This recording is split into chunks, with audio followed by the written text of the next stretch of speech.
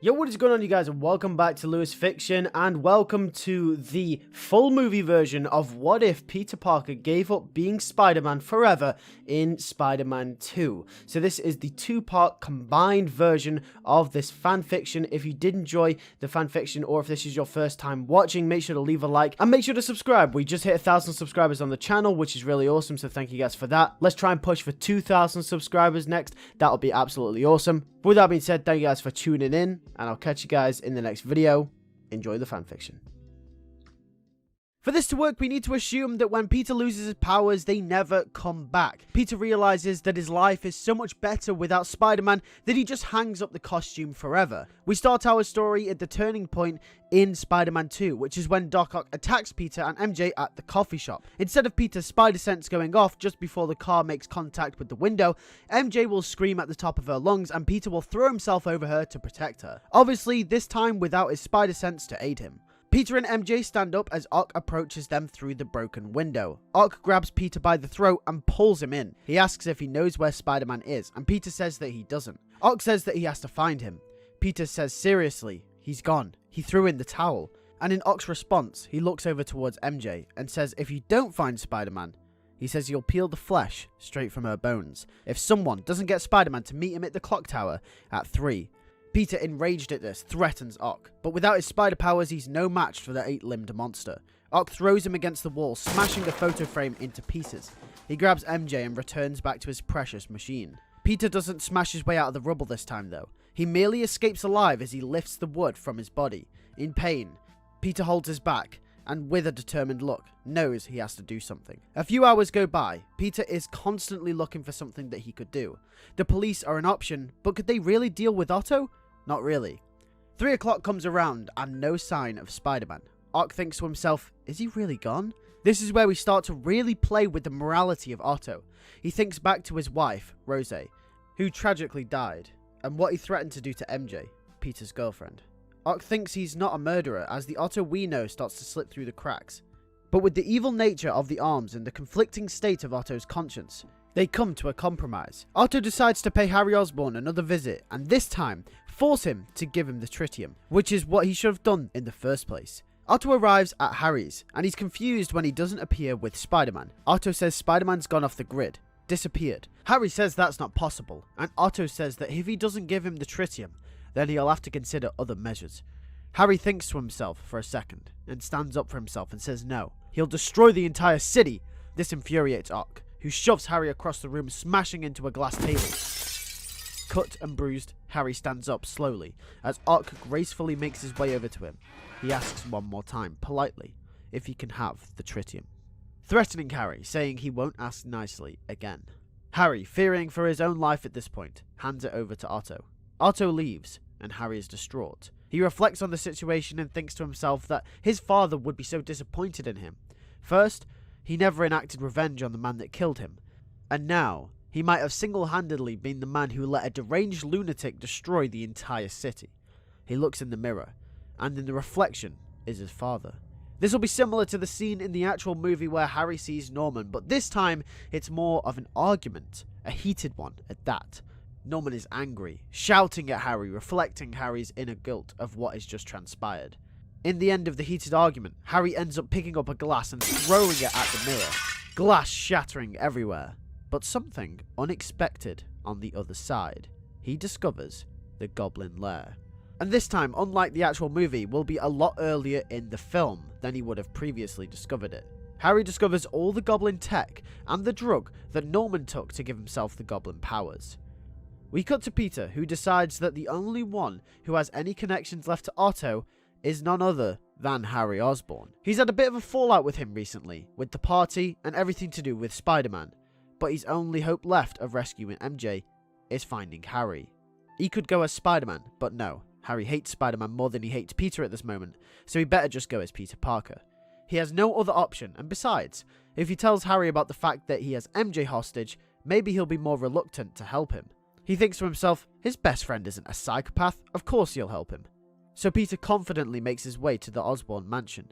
Bernard answers the door and says Harry is in his office somewhere, and he's been asked not to be disturbed, and Peter says that it's urgent, he needs to speak to him. Bernard lets him in, and Peter makes his way to his office, shouting his name all the way up the stairs. Even without his spider sense, something is off. He can feel it. There's a looming sense of dread over the mansion. Peter fears the worst. What if Otto's come back for more tritium? What if he's taken Harry as well? What if he's killed Harry? Peter reaches the door and opens it. The first thing Peter notices is a skewed reflection in shattered pieces of glass strucken over the expensive carpet. A vault door in the corner of the room is wide open, and the balcony doors letting a breeze in which blew the curtains violently. He follows the glass on the floor with his eyes, and it leads them to meet a broken mirror at the other side of the room. But instead of Peter's reflection meeting him back, it's a dark and gloomy tunnel. He walks in, but to his horror, pumpkin bombs all along the side of the wall. Peter's eyes light as he realizes it's the Green Goblin's lair. He walks slowly until he finds Harry passed out on the floor with a vial of the green substance that Norman took in the first film in his hand. Peter glances over a passed out Harry Osborn on the floor of the Goblin Lair. As terrifying as this was without his powers, Peter found himself in a really difficult position. What should he do? What can he do? Peter approaches Harry with what's looking like no other option. He bends down and places his hand on Harry's shoulder and whispers his name quietly. Nothing. He whispers his name again, when in a flash, Harry's eyes open with purpose. In a similar fashion to the way Norman's did back in Spider-Man 1, Harry leaps up and grabs Peter, throwing him back, smashing into a window. Bernard from downstairs hears the commotion and shouts Harry's name. However, he can't be heard over the clattering and banging from the room above. Harry walks over to Peter as Peter tries to break through to him, but just like Norman, Harry had taken the Goblin Serum in such a high dose, it's turned him completely insane. Harry mutters one phrase, and one phrase only. Where's Otto? Peter said that he's came to ask Harry the same question frantically. Peter runs out of the lair, squishing and crushing shards of the broken glass across the carpet. Harry marches out, following Peter. Peter, in a last-ditch effort to break through to him, says that he has MJ. Harry stops in his tracks. His eyes twitch slightly, a bit of light striking his soul. Peter, quieter this time, repeats himself and tells Harry in a calm fashion that Otto has MJ, and they need to stop him. Harry looks down slightly to all of the broken pieces of glass across the floor and looks back up to Peter. He tells him calmly that he took the last of the tritium and he's going to destroy the city, and it's all his fault. Peter tries to reassure Harry by saying that it's not his fault. None of this is his fault. He just needs to calm down and think this through logically. The overdose in the serum is messing with his brain. But then something starts to occur. Harry starts twitching. Not just his eye this time, but his neck, and it progressively gets worse. Peter notices this and asks if he's okay. Harry doesn't respond, however, as he starts to grow exponentially. He's mutating, and out of nowhere bursts a monster version of the Green Goblin. If it wasn't Harry in control before, it definitely isn't now. The overdose in the Goblin Serum has mutated his body into a monster. Harry charges towards the window, Peter just about dodging out of the way. The glass on the outside frame of the balcony door shatters as the monster goblin sends himself flying out of the window. Peter looks on, with a slight look of regret, but determination. We cut to Doc Ock's base. He has MJ tied up. MJ says that now that he's got his tritium, he can just let her go, right? And Ock says that he wishes he could do that, but if he does, then she'll just go and bring the police. He then thinks to himself and rephrases to Mary Jane, stating that, to be honest, it doesn't really matter who she brings here because no one can stop him. Spider-Man's gone, and the police won't do anything. Ock's ego is at an all-time high, as he switches his machine on once more. Ock gazes on at his masterpiece. However, just like the first time, the machine starts to draw in metal from all around. Ock starts to get frustrated, saying that it should have worked this time. Clouded by arrogance, the entire city starts to feel the effects of the machine, as it starts to drag taxis and anything metallic its way. Meanwhile, the monster goblin is roaming the city, citizens of New York wondering what the hell that monster is and where it came from. As the machine starts to pull things in from a wider area, the monster goblin spots the source of the tritium and starts to head that way. We cut to Peter, who is running out of options. He's on the street contemplating what the next best move is. There is none, he'll think to himself. There is nothing he can do. He thinks back to what Uncle Ben said. With great power comes great responsibility. He has to save MJ. No matter what, powers or no powers, Peter has to do something. Peter will go to the Bugle and will sneakily take back his costume from Jonah. Once outside, he starts to notice the direction the cars and the metallic objects are being pulled to. He heads that way, as that must be the source. We cut back to Ock's base as he tries to stabilize the machine. All of a sudden, the monster goblin smashes through the side of the crumbling building. Ock switches his attention to the gaping hole in the wall when his eyes lock with the monster. It roars in his face, and without any chance to even think about what that thing is, they both engage in battle. Ock's arms are struggling to wrestle the pure and unmatched strength of the monster goblin. They rock back and forth, wrestling each other across the building, barely missing MJ as they crash and shatter the wooden and metallic framing around them. One of the pillars holding MJ breaks, setting her free. The machine is self-sustaining as MJ starts to try and find a means of escape, whilst Ock is distracted with the goblin monster. Before the dock that held the base was completely sunk into the river, the bridge connecting it still stood. And out of nowhere, walking on foot to the scene of the crime, appeared Spider-Man, as MJ was just about to leave. MJ tells Spider-Man that Doc Ock is fighting some monster in there. Peter tells her to get to safety. Peter turns around and enters the warehouse as the other two continue to battle inside. He needs to save Harry. Ock starts to get the upper hand on the goblin monster as he continues to destroy the warehouse. At this point, the bridge that connects it to the mainland starts to break down. MJ has nowhere to go but back into the warehouse for safety. Ock is about to deliver a fatal blow to the goblin monster when Peter shouts from afar. He says, "Hey, you wanted me? Well, I'm here." Nervous and afraid, he can't let Otto hurt his friend. Otto turns around and asks Peter about his absence. Spider-Man says that he never left. Ock tries to pick Spider-Man up with his tentacles. However, Peter does everything in his power to dodge and avoid them until one catches him by the foot. Otto picks him up, and because of his lack of strength, he can't fight back.